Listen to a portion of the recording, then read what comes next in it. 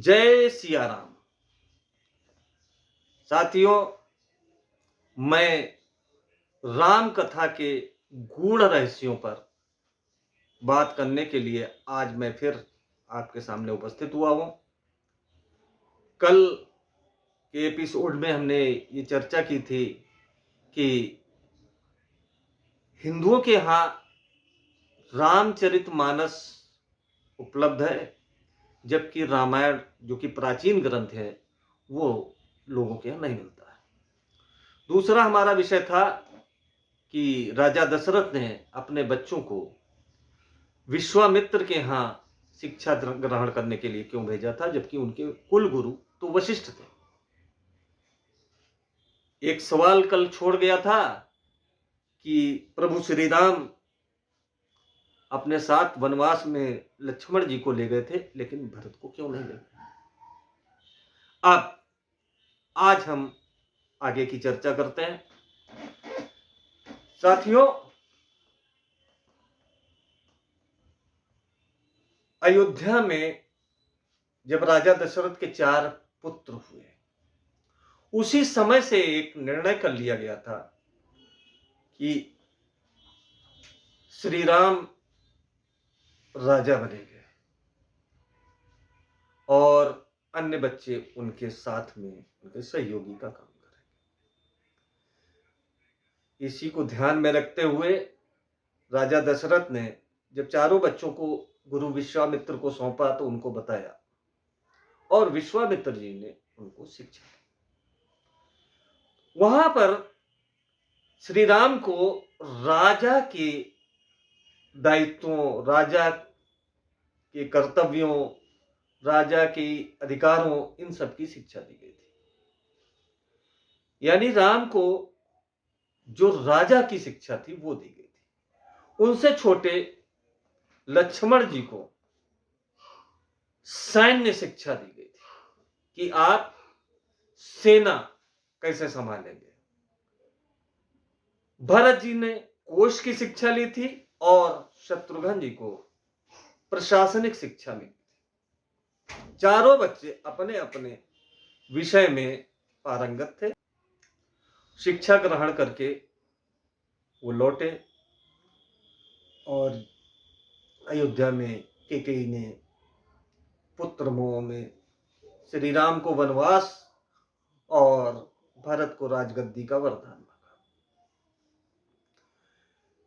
राम जी पिता की आज्ञा का पालन करते हुए वन के लिए प्रस्थान कर लिए।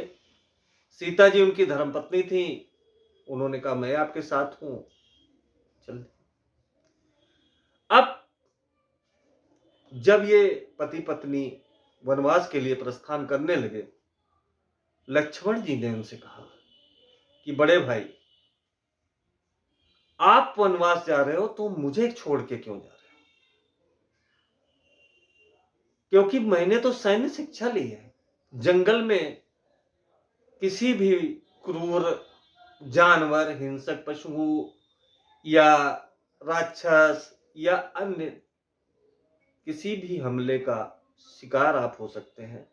आपको सेनापति तो आपको रखना ही पड़ेगा। लक्ष्मण जी की इस जिद पर प्रभु श्री राम को भी यह एहसास हुआ कि बात सही है। सैन्य शिक्षा इन्होंने ली है, जंगल में किसी भी परिस्थिति का सामना करना पड़ सकता है, इसलिए उन्होंने श्री राम ने लक्ष्मण जी को साथ ले जाने की सहमति जताई। यहां पर अब दूसरा सवाल उठता है, जब भरत जी वापस आए और यहां से पीछे पीछे जाते हैं कि भैया आप वापस चलिए, ऐसा नहीं है, और वहां से कि लक्ष्मण जी को वापस करते हैं, उनको भरत जी को वापस करते हैं। भरत जी कहते हैं कि मैं शासन कैसे चलाऊंगा, मैंने तो वो शिक्षा ग्रहण ही नहीं की राजपाट की, मैंने तो कोश संभालने का काम सीखा है। तब राम जी कहते हैं नहीं, आप जाओ, शासन चलाओ, और शासन जूते से चलता है। उन्होंने अपने पैर की चप्पल, खड़ाऊं जिसको कहते हैं, उतार करके दी। उन्होंने उस सिंबल को रख करके 14 साल शासन चलाया। दोस्तों, सुराज की स्थापना भरत जी ने की थी।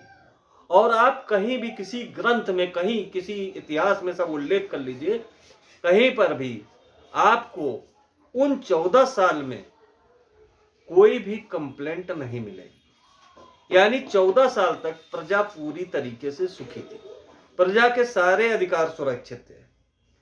श्री राम काल में भी कहीं कुछ गड़बड़ियां हुई, सीता जी का वनवास ही हुआ, और तमाम शासन काल ऐसे रहे जिसमें कहीं कहीं कुछ ना कुछ गड़बड़ी थी।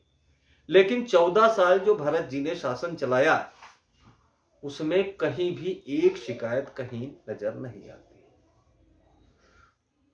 तो दोस्तों, आज हम ये बताना चाह रहे थे कि लक्ष्मण जी वास्तव में क्यों गए थे। और आप देखिए, राम रावण युद्ध हो या अन्य तमाम जंगल में परिस्थितियां खराब हुई थी, लक्ष्मण जी ही प्रमुखता से आगे रहे थे। राम जी जब मृग का शिकार करने जाते हैं तो सीता जी की रखवाली का जिम्मा लक्ष्मण जी को सौंप के जाते हैं, क्योंकि लक्ष्मण जी सैन्य शक्ति उनके पास थी।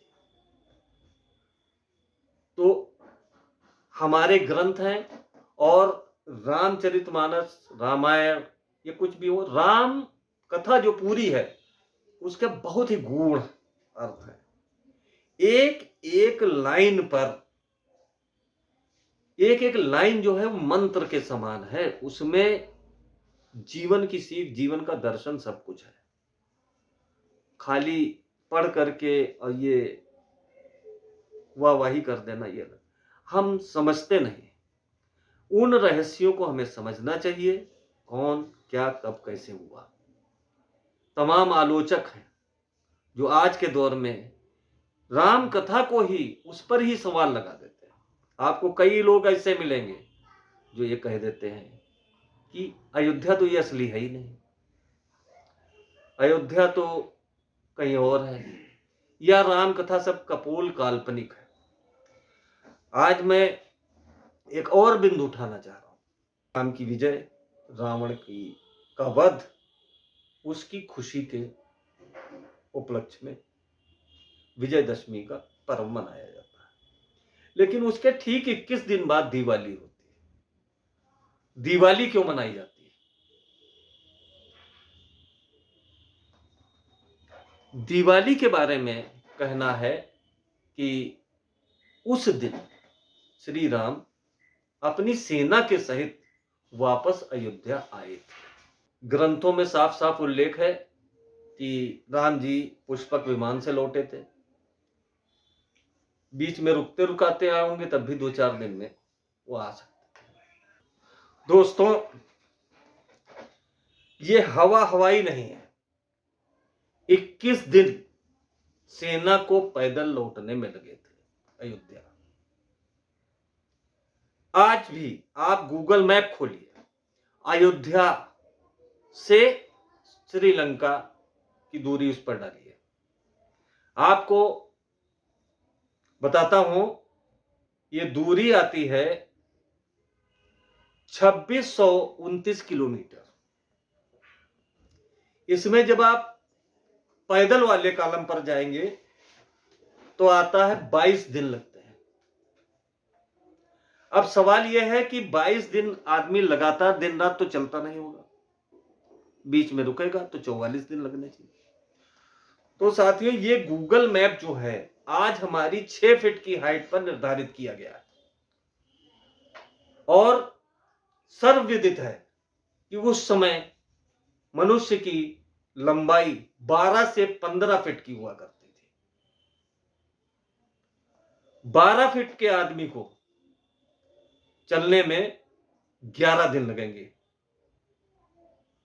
और अगर वो रात को विश्राम करेगा तो उसे 22 दिन, 21 दिन लगेंगे। आज भी उस चीज का ये प्रमाण है कि श्रीलंका यही थी और अयोध्या भी यही थी। इसी अयोध्या से उनको वनवास दिया गया था। आप गूगल खोलिए और उस पर साफ लिखा हुआ है, कहीं कोई मिलावट नहीं। दोस्तों, श्री राम कथा के अगले गूढ़ रहस्य के लिए हम फिर कल उपस्थित होंगे आपके बीच में। तब तक के लिए नमस्कार।